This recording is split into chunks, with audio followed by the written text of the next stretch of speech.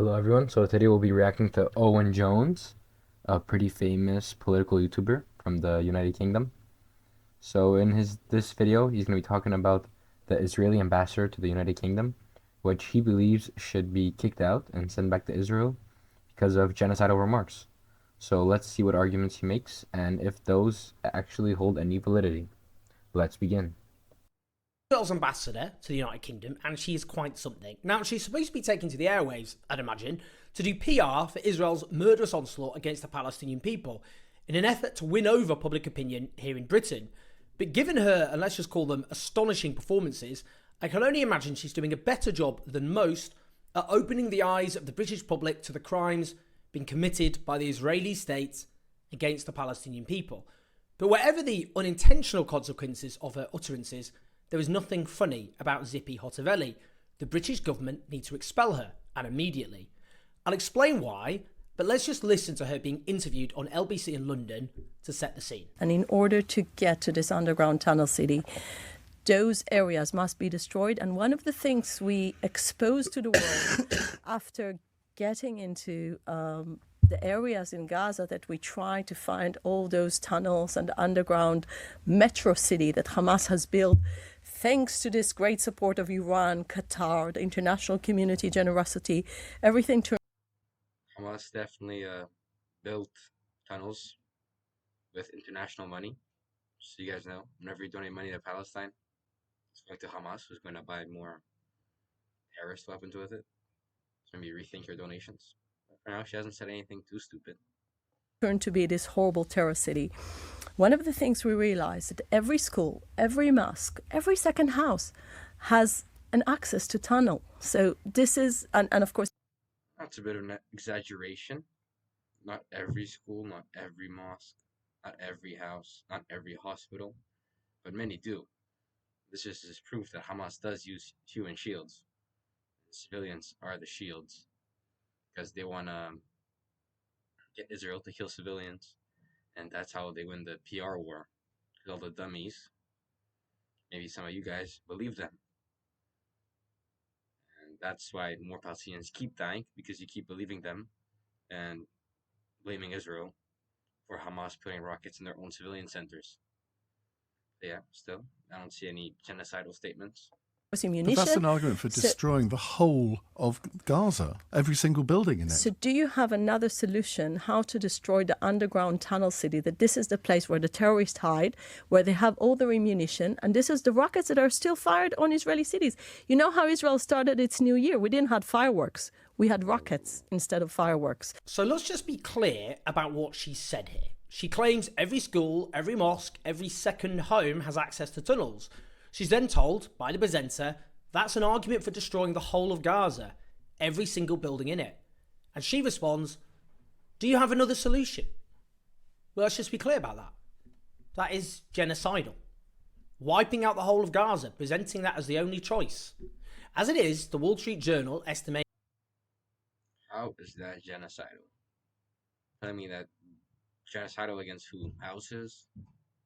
What is this guy waffling about? That around 70% of Gaza's homes have been damaged or destroyed in a bombing campaign whose intent. He just disproved his own argument. He was making the inference that when you destroy houses, you kill the population. Then he just said 70% of the houses were destroyed, yet less than 1% of the population has died. So clearly, even if you destroy all the houses, it's not a genocide. See what else he has to lie about. Intensity has very few precedents, and that's already had a catastrophic death toll. But I don't really need to unpack the consequence, do I, of wiping out the whole of Gaza, which would mean mass death from bombs alone, followed by, well, total mass death, because Gaza is then rendered inhospitable. This is a genocidal commitment. Israel and other Middle Eastern states have already said that when they eradicate Hamas, as they should, that they will work together with the Palestinian people to rebuild Gaza. So it's not like the land is going to be inhospitable.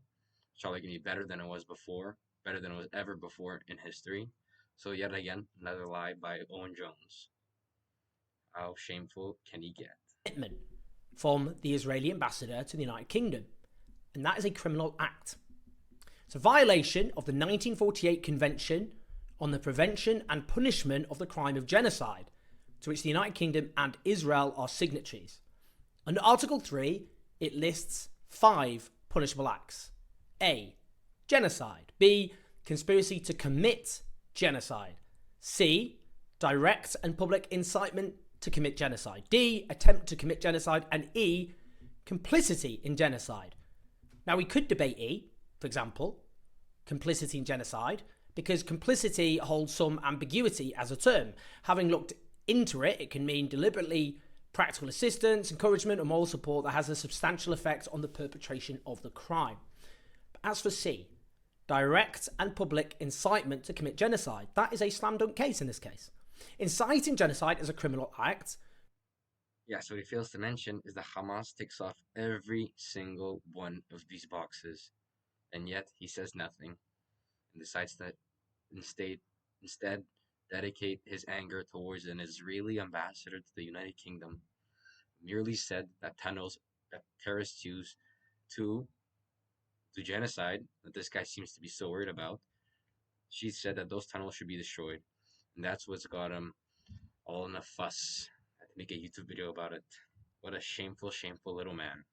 For both a British and Israeli citizen, as per the legal obligations of the states they are citizens of. And using a public broadcast to advocate for a genocidal act, in this case wiping out Gaza, should clearly be understood as inciting. When did she say that? She didn't say that. She just said you have to destroy the tunnels. Again, this is lying, straight lies. Can't stop lying, this guy. Genocide. Now, I hate playing this game of if this was about X, there would be no debate, but such is the level of dehumanization, that is, Palestinians are implicitly treated as not being human beings in most of the West, I unfortunately feel compelled. If a prominent representative of the Palestinian people went on national radio and declared there was no choice but to destroy the whole of Israel, then there would be no debate about whether it was genocidal. And indeed, Palestinian representatives, such as the leaders of Hamas, weekly go on television and say that they should kill all the Jews and destroy all of Israel. So, it's the first time this fella didn't lie. Good for him. Good job, Owen Jones. One truth said for now.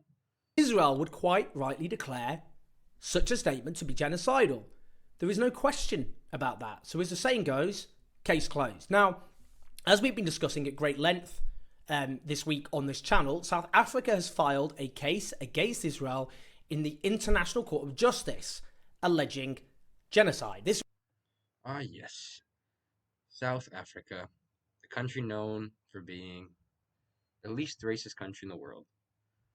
Does Owen Jones know that in the last 25 years, South Africa has signed into law 90 laws that are considered racist that have to do with racism?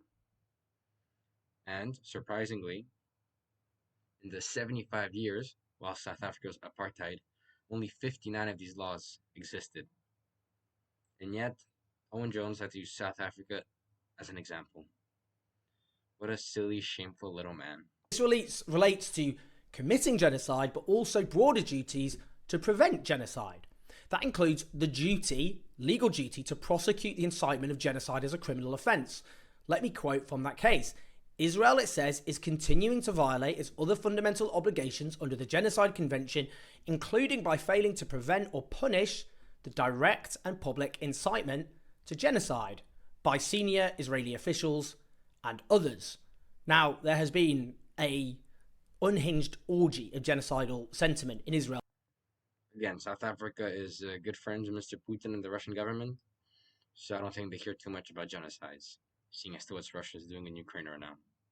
The fact that this guy is giving their claim any legitimacy just shows that how weak his argument is, that he has to go to such lengths to try to slander Israel. From Israeli leaders, including the Prime Minister and President, members of the Israeli cabinet, the Israeli parliament, Israeli army officials, soldiers on the ground, we could go on. But what this means under the convention is that is a legal responsibility on the part of Israel, in this case, to prosecute its ambassador to the United Kingdom, Zippy Hotovely, for her direct and public incitement to genocide. Now, Britain can't prosecute a foreign ambassador, fine, but it can expel an ambassador for committing a grave criminal offence, one which Britain considers a criminal offence, as per its responsibilities as a signatory to the Genocide Convention. So, since Owen Jones is so adamant about kicking out people from England for inciting genocide, I would assume he's also very passionate about kicking out all the pro-Palestinian Hamas supporters that have been wreaking havoc in the English streets for the last couple of months. Of 1948. I would note too her comments on Sky News on 13th of December, in which, in response to being asked if she rejected a two-state solution, she answered, "The answer is absolutely no." There was a lot of press attention about this at the time, but she also said something else which requires comment. She said, "Why are you obsessed with a formula that never worked, that created this radical people on the other side?" Listen to that again. Created this radical people on the other side. Who's she talking about here? She means, of course, the Palestinian people. Two things. So he said that when she said that the two-state solution created a radical people, he just assumes that she's talking about all the Palestinian people. Obviously, I think we can all know that that's not the case. She's probably talking about the terrorists, the Hamas supporters. So actually, he's the bigoted one here, because he just said that all Palestinians are Hamas supporters and all Palestinians are radicals. But lucky for him, he's not that far from the truth. Turns out that the majority of Palestinians supported the October 7th attack. That's not radical. I don't know what is. Reasonable inference here is by radical she means extreme. And she is engaging in the dehumanization of the Palestinian people. Extreme and dangerous, I would say, is the inference. Because if she means collectively the Palestinian people are extreme in a dangerous fashion, she's suggesting, as other leading Israeli politicians have said, that there are no innocent Palestinians, or as some have put it, uninvolved Palestinians. Back in 2015, she also declared, "We need to return to the basic truth of our rights to this country. This land is ours. All of it is ours. We did not come here to apologise for that." She further fleshed that out by declaring, between the sea and the Jordan River, there needs to be one state, only the state of Israel. Now, she clearly doesn't support giving Palestinians in Gaza, the West Bank and East Jerusalem democratic rights in this single Israeli state between the river and the sea. Why is this guy saying this? He just accused this woman of wanting to make Israel an apartheid state. Well, he knows very well that right now, 20% of Israel's population is Arab, and that whole Arab population enjoys the exact same rights as the Jews and Christians in Israel do. So again, this guy's just grasping at straws, lying about everything. Very, very shameful. I don't know how someone can post such a bad video. So what does she mean? Hopefully A Palestinian finishes people off which continues to just exist there, disenfranchised, oppressed, and therefore inevitably extremely angry? As she describes them, a radical people. Permanently, though, within Israel's de facto borders? Well, it stands to reason that is not her long-term plan at all. The Palestinian people, for her, are unwanted. Now, she's also claimed that the 1948 expulsion of Palestinians when Israel was founded, the Nakba, in which hundreds of thousands of Palestinians were violently driven from their homes, was a popular Arab lie. In any case, it's clear that Zippy Hotovely... What is he talking about again? Talking about the Nakba? The Nakba was a war started by the Palestinians, which they then lost. Can't complain. You start the war, you lose the war, you suffer the consequences, just like Germany did in World War II. You don't see Germans complaining about it nowadays, do you? Even though they lost out a lot of land. Again, this man is just a very bad debater. He sounds smart because he has a cool accent, but not a single logical argument has been presented yet that's based on facts and evidence. Maybe he's going to present one, let's see. Is not only an extremist, she has clearly committed a crime under the 1948 Genocide Convention, and therefore she should be removed from British soil.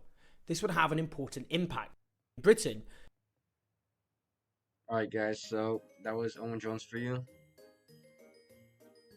What can we even say? Just lies upon lies about lies. Tries to sound smart. Yeah, very sad. Very shameful. Look at him. Look at his eyes. What a silly looking guy.